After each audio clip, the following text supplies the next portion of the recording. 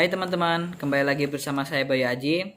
Pada kesempatan kali ini saya akan menjelaskan tentang gagal ginjal kronis atau CRF. CRF ini adalah gagal ginjal kronik atau penyakit ginjal tahap akhir, adalah penyimpangan progresif fungsi ginjal yang tidak dapat pulih, di mana kemampuan tubuh untuk mempertahankan keseimbangan metabolik dan cairan dan elektrolit mengalami kegagalan yang mengakibatkan uremia. Kondisi ini mungkin disebabkan oleh glomerulonefritis kronis, pielonefritis, hipertensi, tak terkontrol, lesi herediter seperti pada penyakit polikistik, kelainan vaskular, obstruksi saluran perkemihan, penyakit ginjal sekunder akibat penyakit sistemik, infeksi, obat-obatan atau preparat toksik. Preparat lingkungan dan okupasi yang telah menunjukkan mempunyai dampak dalam gagal ginjal kronik termasuk timah kadmium, merkuri, dan kromium.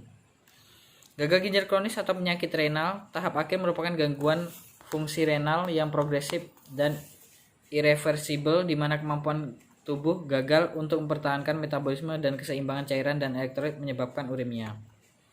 Untuk manifestasi klinisnya, yang pertama itu ada manifestasi kardiovaskular, yaitu hipertensi, gagal ginjal kongestif, edema pulmonal, dan perikarditis. Yang kedua ada gejala-gejala dermatologis, yaitu gatal-gatal hebat, serangan uremik tidak umum karena pengobatan dini dan agresif.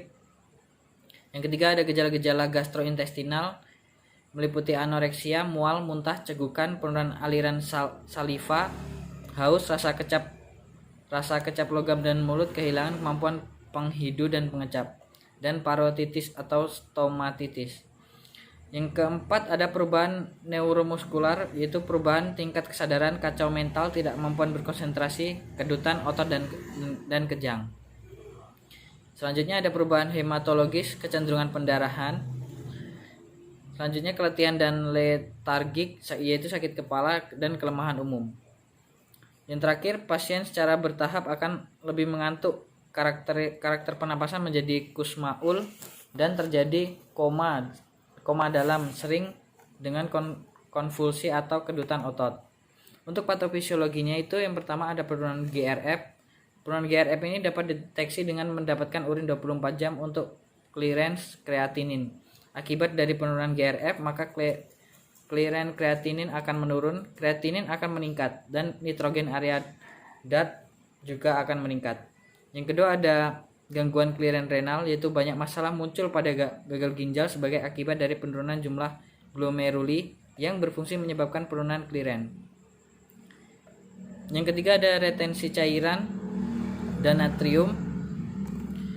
Retensi cairan dan natrium ini meliputi ginjal kehilangan kemampuan untuk berkonsentrasi atau mengencerkan urin secara normal. Terjadi penahanan cairan dan natrium meningkatkan risiko terjadinya edema, gagal jantung, kongestif, dan hipertensi.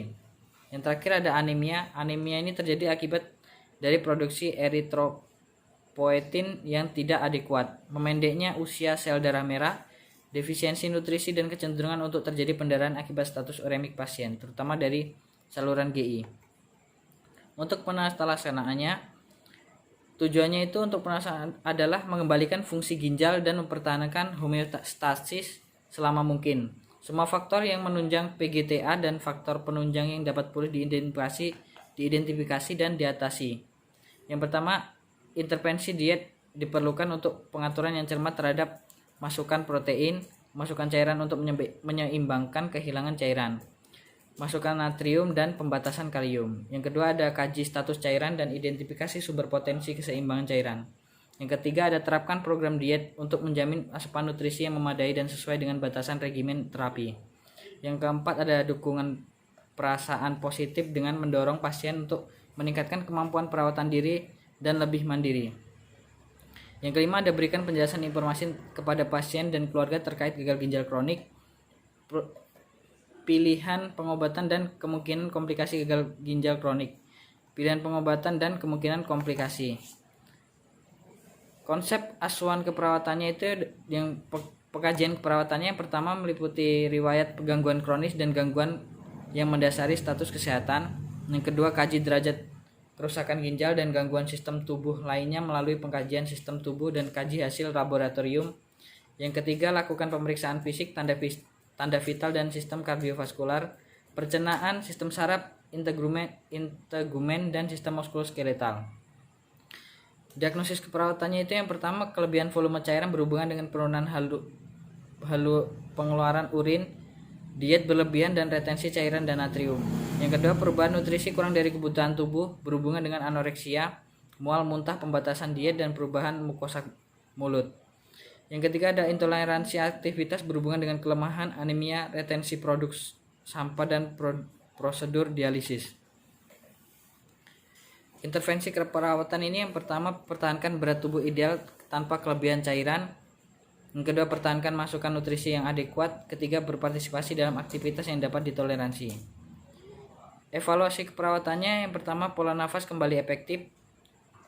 Yang kedua, tidak terjadi penurunan curah jantung. Tiga, tidak terjadi aritmia. Yang keempat, tidak terjadi kelebihan volume cairan. Yang kelima, pasien tidak mengalami defisit neurologis. Yang keenam, tidak mengalami cedera jaringan lunak.